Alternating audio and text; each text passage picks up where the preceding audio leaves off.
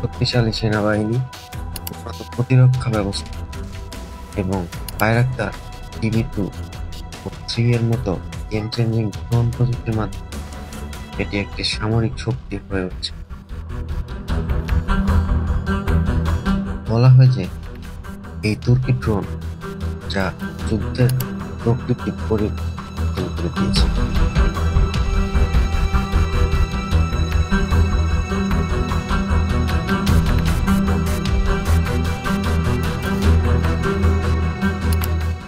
এছাড়া সাম্প্রতিক Russian S-400 air defence system কেনার মাধ্যমে আকাশ সুরক্ষা ব্যবস্থা জোরদার করেছে।